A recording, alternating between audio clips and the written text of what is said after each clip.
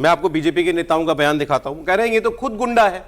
BJP के लोगों, सांसदों ने बोली बात कि अभिषेक बैनर्जी वो तो हत्यारा कह रहे हैं कि इन्होंने तो हत्याएं कराई हैं, तो इनके साथ तो जो हो रहा है वो तो वृत्ति बराबर भी उसकी आप तुलना नहीं कर सकते जो इनके द्वारा अत्याचार लोगों ने सहा है। दो सांसदों के बयान है, सौमित्र खान और अर्जुन सिंह, दोनों ही टीएमसी में रहे। वो तो खुद चोर है, खुद डाकू है, खुद दुष्कृति है, टेररिस्ट है अभिषेक बंदोपाध्याय।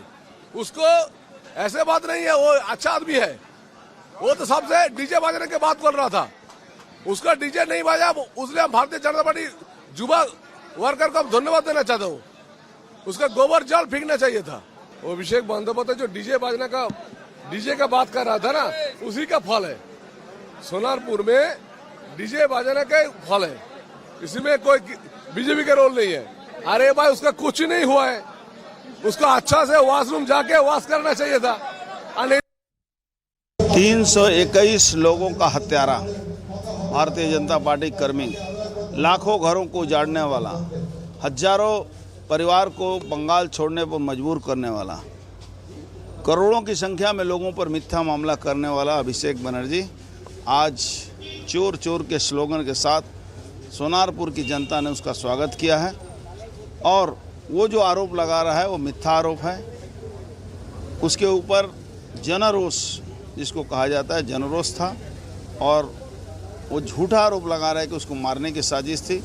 वहाँ जनता ने उस पर डीम और अंडा फेंक के उसका स्वागत किया है, और डीम और अंडा से किसी की हत्या नहीं हुई। तो बीजेपी के लोग कह रहे हैं कुछ हुआ ही नहीं अभिषेक बनर्जी को, और ये पूरी तरीके से जनता का गुस्सा था। जी सर, आप ये तो दोनों ही लोग टीएमसी में रहे हैं, बीजेपी के लोग नहीं है। और अर्जुन सिंह जी तो शटल ट्रेन की तरह से रहे हैं। मान लो सरकार नहीं बनती तो हो सकता है फिर टीएमसी नेता लिख रहे होते आप उन पर। जी कोई बात नहीं। मुझे लगता है कि हिंसा की तो निंदा की जानी चाहिए, लेकिन मेरा मन नहीं कर रहा है कि इसकी निंदा करूं। और जो टीएमसी के अभी जो भारतीय जनता पार्टी के अर्जुन सिंह कह रहे हैं, ये व्यक्ति भूलना नहीं चाहिए, ये हत्यारों का हत्या करवाने वालों का ये सरदार रहा है। जब आप कहते हैं ना तो मन से और आंखों से आक्रोश निकलता है इस व्यक्ति के बारे में। ये कोई कैसे भूल सकता है कि बंगाल के पंचायत चुनाव में 78 लोगों की हत्याएं करवा दी गई थी, और वो इस गिरोह का सरदार रहा है। एक नहीं, हर चुनाव के बाद जो हिंसा होती थी, और हम 24 और 27 अप्रैल की इसके भाषण को कैसे भूल जाएं कि 4 मई के बाद तुम अमित शाह, अरे अमित शाह तुमसे पद में भी बड़े हैं, उम्र में भी बड़े हैं, कम से कम अपने उनके उम्र का तो लिहाज कर लो। तुम भी राहुल गांधी की तरह तू तड़ाक की भाषा में, ये कहां से आता है? हम लोग तो पता है कि हम लोग तो अपने गांव में एक पियक्कड़ आदमी को भी यदि कह देते थे कि तू, तो माँ कहती थी मिर्ची रगड़ देंगे मुंह में। वो कम से कम बड़ा भाई है, ऐसे बात में मत करो। हम कहते थे कि वो पियक्कड़ है, बदमाश है, इसके बावजूद भी कहा जाता कि नहीं ये तुम्हारा संस्कार नहीं है। कहां से संस्कार लेकर के आया है अभिषेक बनर्जी? अमित शाह को तू तड़ा के, राहुल गांधी जिस प्रकार के प्रधानमंत्री के लिए भाषा का प्रयोग करते हैं, मैं भाषा को छोड़ दीजिए, लेकिन 24 तारीख और 27 तारीख की क्रिमेटोरियम, ये जहांगीर से क्या बोलता था, क्रिमेटोरियम तैयार करके पता नहीं कितने लोगों का हार्ट अटैक होगा, हार्ट अटैक नहीं होता था बंगाल में, कि कितने लोग मारे जाएंगे, और फिर दिल्ली वाला गुजराती आकर के तुमको बचाएगा नहीं, तुमको रहना यहीं पर है। 1 महीना बाद ये सब फोर्सेज चले जाएंगे, चुनाव आयोग के लोग, अपॉइंटेड लोग चले जाएंगे, तब तुम अपनी जान की सोचना। जी। उस भाषा, उस गुंडई का ये हीरो और नायक आदमी है। इस पर तो सिर्फ अंडा फेंका जा रहा है, जिसके बारे में ममता चिल्ला रही है। अरे तुमको शर्म नहीं आ रही है?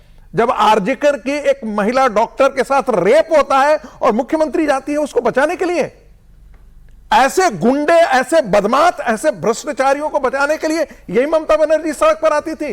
जी।